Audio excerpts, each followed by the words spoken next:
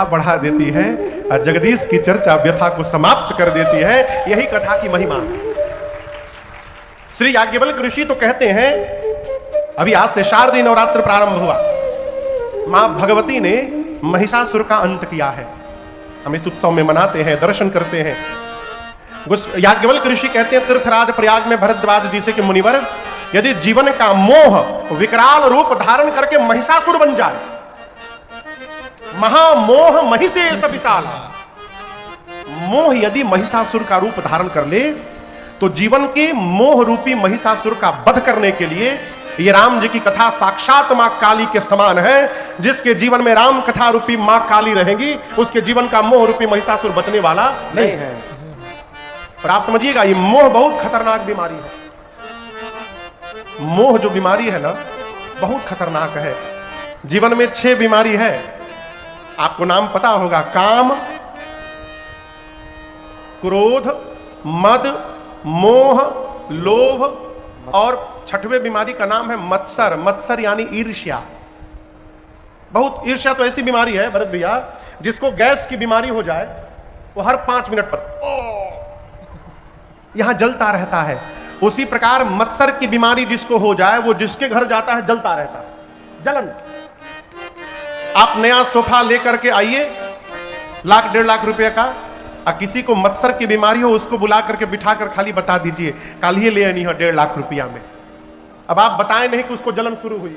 आप गए चाय लेने के लिए भीतर, तबले पेन निकालेगा, सीताराम घोप देगा उसी में, चाहे जल्दी फाटे। ये मत्सर की बीमारी है। और गोस्वामी जी कहते हैं, इन सभी बीमारियों के जड़ का नाम है मोह। मोह सकल व्याधि न कर मूला, तेहि ते पुनि उपजई बहु शूला। एक दिन मैंने अपने महाराज जी से पूछा कि सरकार, काम समझ में आता है, मन में चाह रखना, कामना। क्रोध भी समझ में आता है, गुस्सा जाना। मद भी समझ में आता है, अहंकार हो जाना। लोभ भी समझ में आता है, लालच हो जाना। मत्सर भी समझ में आता है, ईर्ष्या होना। ये मोह क्या है? तो मुझे महाराज श्री बोले, बाबू ये रात्रि की बात है, वही थे और मैं था, तो उठ के बैठ गए। बोले, बाबू प्रेम 2 प्रकार से किया जाता है।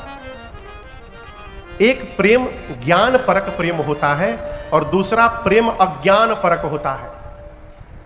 ज्ञान परक प्रेम का अर्थ है कि हम कौन हैं, हम क्या करने इस जगत में आए हैं, उस कर्म को करते हुए अपने परिवार को प्रेम करना, ये ज्ञान परक प्रेम है। और दूसरा प्रेम है अज्ञानता में पड़कर परिवार में प्रेम करना, अर्थात जो करने आए थे वो छूट गया, और जो नहीं करना है उसी में अझुरा के रह गए। इस प्रकार के प्रेम का नाम है अज्ञान परक, और यही मोह कहलाता है। इसी मोह से सारी बीमारियां जन्म लेती हैं, वो काम हो, क्रोध हो, लोभ हो, मत्सर हो, जो कुछ भी हो। इस मोह को समाप्त नहीं किया जा सकता है। क्यों? मोह के बिना व्यवहार नहीं हो सकता है। लेकिन मोह कितना करना है, इसका विवेक रखना है। मोह जब विशाल रूप धारण कर ले, तो याज्ञवल्क्य ऋषि कहते हैं, उसका वध करने के लिए रामचरितमानस पर्याप्त है। इनकी महिमा है। भगवान शंकर तो कहते हैं, जिस प्रकार बहुत सारे पक्षी आकर के बैठ जाएं और वहां कोई आकर के ताली बजा दे तो क्या होगा? पूछा था नहीं हम। पक्षियों के बीच में जाकर कोई ताली बजा दे तो क्या होगा? पक्षी उड़ जाएंगे। भगवान शंकर मां पार्वती से कहते, देवी राम कथा सुंदर कर ताली। ये राम जी की कथा हाथ की सुंदर ताली है। जिस प्रकार ताली बजने से पक्षी उड़ जाते हैं भवानी, उसी प्रकार इस कथा रूपी ताली को जो जीवन में बजाता रहेगा, उसके जीवन से संशय के जितने पक्षी हैं, इस ताली के बजने से सारे संशय रूपी पक्षी उड़ जाएंगे, उसका सारा संशय समाप्त हो जाएगा। ये कथा की महिमा है। और मैं आपसे निवेदन करूं, गोस्वामी जी कहते हैं, आपको पता है हम लोग किस युग में बैठे हैं?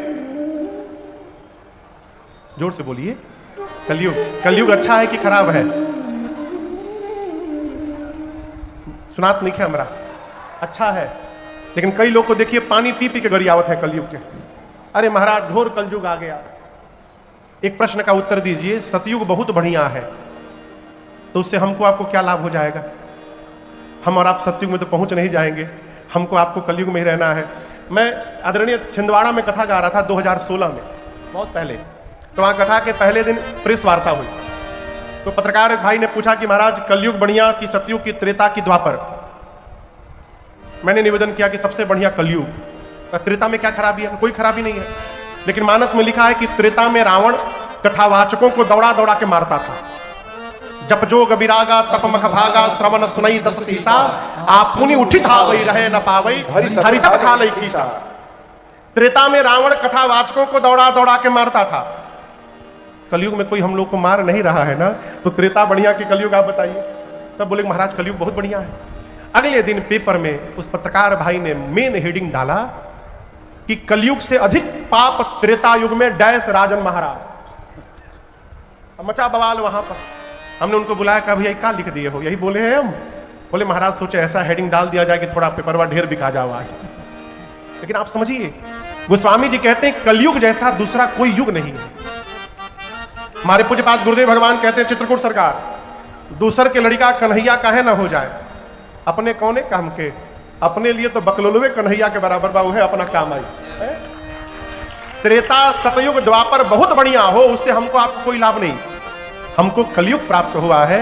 गोस्वामी जी कहते हैं कलयुग समयुग आन नहीं, कब जो नर कर विश्वास, गाई राम गुण गण विमल भवतर बिनहि प्रयास। गोस्वामी जी कहते हैं कलयुग जैसा दूसरा कोई युग नहीं है। कब? जब विश्वास हो जाए तब, क्योंकि इस कलयुग की महिमा है केवल और केवल भगवान का गुणगान करके हम और आप भवसागर पार कर सकते हैं। तो उसी विश्वास के साथ हम यहाँ सुनाने आए हैं और आपसे प्रार्थना और आशा रखते हैं उसी विश्वास से आप श्रवण भी करेंगे। आज प्रथम सत्र में हमने और आपने राम कथा की महिमा को गाया। कल ठीक 3 बजे हम और आप दिन में मिलेंगे 3 से 7 के क्रम में, और कल यहाँ पर भूत भावन भगवान शिव और माँ पार्वती के विवाह की कथा गाएंगे।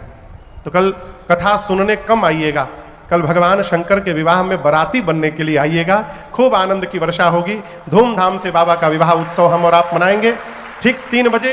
तब तक के लिए हरे राम राम राम सीता राम राम राम, हरे राम राम राम सीता राम राम राम, हरे राम राम राम सीता राम राम राम, हरे राम राम राम सीता राम राम राम, हरे राम राम राम सीता राम राम राम, हरे राम राम राम सीता राम राम राम, सीता राम राम राम सीता राम राम राम।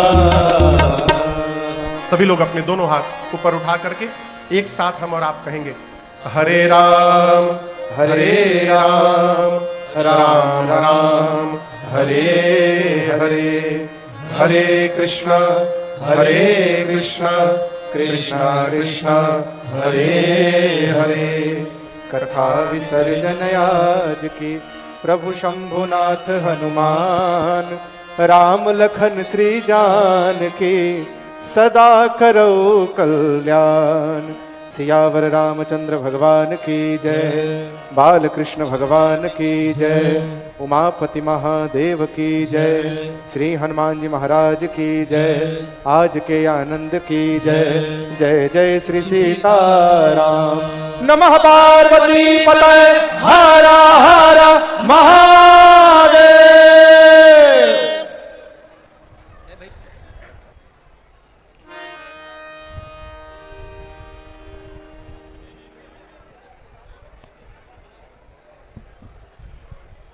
हेलो। कथा की समाप्ति के बाद इस सभा में उपस्थित और सबसे अनुरोध है कि आरती होने वाली है, आरती आप लोग लेकर के जाइएगा, आप लोग शांति बनाए रखें। और हमारे बीच उपस्थित हैं भरत शर्मा व्यास जी, अश्विनी चौबे जी पूर्व मंत्री भारत सरकार, राजेंद्र प्रसाद जी, शंभुनाथ पांडे जी और सोनू राय जी। आप सबों से अनुरोध है कि आप सब बारी बारी से पहले भरत शर्मा व्यास जी आए, महाराज जी से आशीर्वाद प्राप्त करें। आप लोग आइए और महाराज जी से आशीर्वाद प्राप्त कर लीजिए। और सभी माताओं बहनों भाइयों से अनुरोध है कि आप लोग कृपया आरती लेकर के ही जाएं यहाँ से, और प्रतिदिन आप आएँ, कथा का आनंद लें, यही अनुरोध है आप सबों से।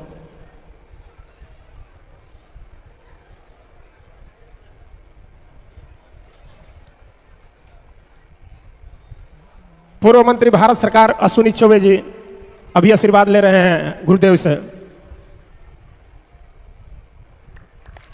आप लोग ताली बजाएं।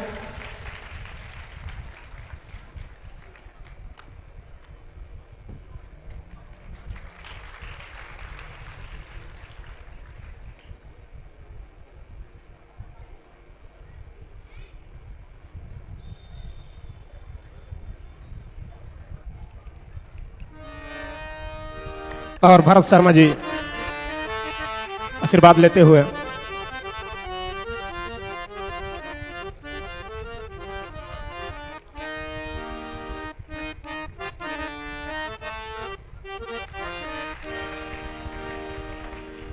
ताली बजाते रहिए, आप लोग ताली बजाते रहिए।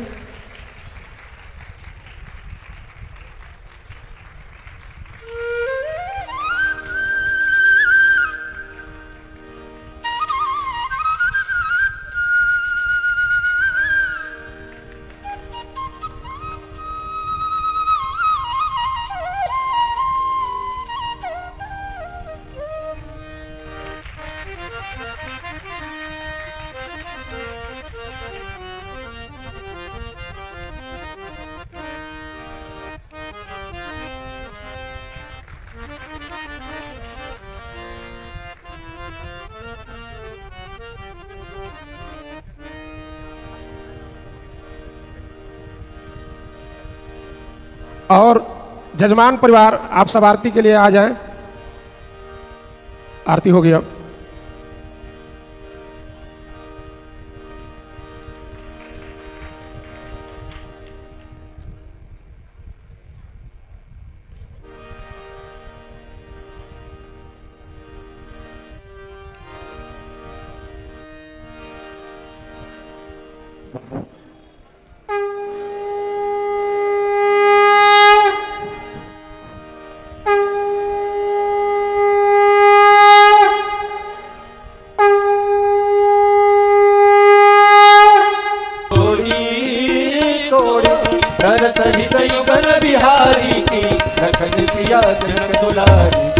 आरती अवध बिहारी की, लखन सिया जनक दुलारी की, लखन सिया जनक दुलारी की, लखन सिया जनक दुलारी की।